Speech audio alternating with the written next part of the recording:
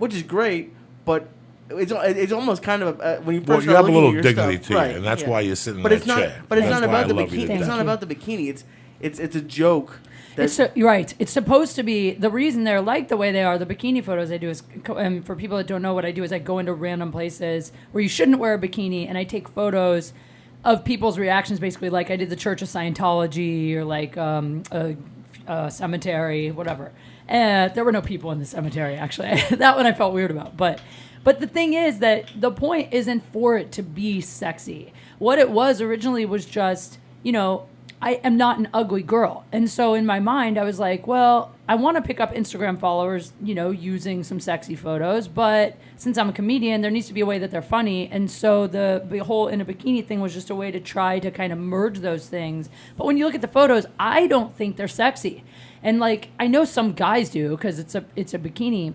But what I love about those is I get more comments from girls usually when I post those that think they're so funny, which I love. Like everything I do, guys are easy to get. It's like you're a chick with tits. Guys will follow you anywhere. But to get girls to like you, that's really more what I care about. But I have fun doing those. And when it comes to stage and when it comes to like my stand-up, the truth is I'm a perfectionist and I love comedy, and I love watching comedy and like I want to be a great comic. And so for me, like getting on stage and putting in the work, like it's work, but it doesn't feel like work, because I really like love doing it. If I could get up 3 times a night, I would get up 3 times. I mean, we all would get up 3 times a night, but there's nothing better than when you put in the work and you can tell you're getting better and it just feels awesome. It's just, you see so many people, I've been here 18 years and I've come across people who want somebody else to do the, what's that expression? Some people walk the walk, other people want you to walk it for them, I never heard it. Sounds good. Something. The one that like they say on the black dude with the piano, the pimp, it takes it's hard out here for a pimp when you're trying to get the money for the rent. Remember that movie? I know what you're talking about, but I don't. He says it in that movie. Some people like to walk the walk, some people like other people to walk from. At the store I've met, when I first got to the store, I was crazy. I was doing blow every night, and I could pick out crazy chicks. And they come to the store. Yeah, I want to do this. And you're sitting there going, where are you coming from now? And they're attacking the career from the sexiness part. Yeah. And I go, in my head, I go, this chick is not going to make it. There was one Asian girl in particular. One Asian girl who, wanted it so bad, but she wouldn't go on stage. And Sure. What? Like it was fucking crazy, right? What do you mean? Like she just, I want to do stand-up, but you meet these fucking people, but the women are really out of their minds. There was this one blonde that used to come to the fucking comedy store and pull me aside and go, you've got to fucking help me. Like, you've got to help me. And I go, I don't know what to tell you. Where did you just come from? No, I got to be a regular here. I got to sign with 3 Yards. I'm running out of fucking time, And those people always creep me the fuck out. This chick was crazy. I'm crazy. But not like desperado crazy. Well, no. But the thing is that, for me, when my stand-up turned a corner, when I felt it turned a corner, is when I just started having fun. That's it. That's what it is. Because I remember at the beginning getting on stage and you're like, I have to be funny and my jokes have to be good and someone might see me that likes me and whatever. And I remember one night that I got on stage and I was just really fucking tired and I really didn't feel like going up and I felt like it was kind of almost like I threw it away. But I had so much fun. I just didn't care. I went up. It's kind of like what I was talking about with the acting. It's not that I don't care, but it's like when you don't care so much about the audience reaction, you're like, I think this shit is funny. I'm just going to have fun up here. Then they like you. Then they think you're funny. And then that's when, for me, it like turned a corner. I was like, oh, this is just, I'm going to just have fun up here. I'm going to start having fun up here. And the more I try to have fun on stage, the funnier my shit gets, Kay don't understand this a lot. Maybe some people home don't understand it. Sometimes you go for an audition and you have to have sheets in your hand,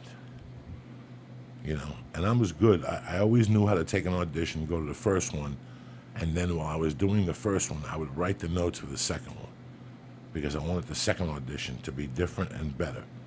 So when I would go in for my first audition, I already knew what I was going to do in the callback.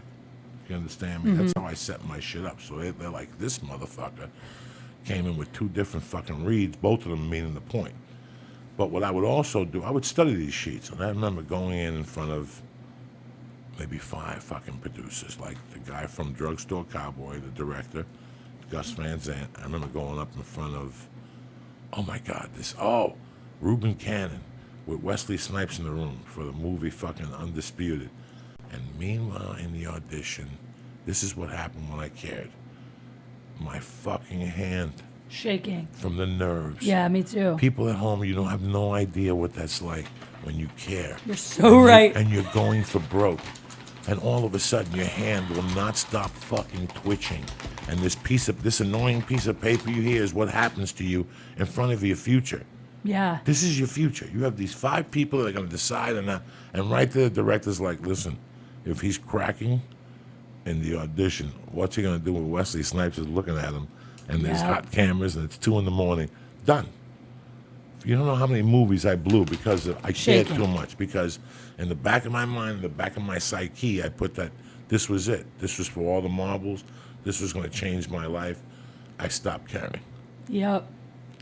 Once you stop that caring, and then once you stop caring, you learn how to formulate your 6 minutes comedy routine into those auditions, which now it becomes fucking lethal because you're bringing in a weapon that nobody else is bringing in, even if it's a drama. Even if it's a fucking drama. There's times I go in for a drama and I won't get it because the comedy leaks through, and they're like, well, we can't bring this motherfucker in here. I do that too. Oh, yeah, the comedy leaks through. But when you're really focused, the comedy won't leak through. You know, my eyeball will be straight. Whatever fucking happens to my eye will be straight. But that's what happens when you care. Because you think this is the end-all, be-all, and it's really not. It's about having fun. And, okay, the first time you read, your hand might twitch like that, and then the director calms you down and says, listen, let's just have some fun here. Yeah. Fuck all that noise. And then, but sometimes once your hand starts twitching, that motherfucker's going to twitch till you get to the car. It don't stop till you put your hand on the steering wheel. You're like, fuck. So true. Fuck. So glad it's not just me. It's so true. Oh, God. And it happens with stand-up. When I want to go out there and kill, I'm not going to kill. Give me 2 of those fucking stars, and let me watch a fucking TV game, a TV show before I go on stage, and there's nobody talking to me. And then 3 minutes before that, somebody come into the room and annoy me. And it's all over because I'm not feeling it because of the star, and I'm not thinking about it. You're dead. It's once I think about going on stage and how I have to kill CBS is there, this joke has to work. You know, that sucks. Once they put that fucking pressure on you, that sucks fucking dick right there. That's the We're going in like fucking Marines, you understand me? Welcome to church, motherfucker.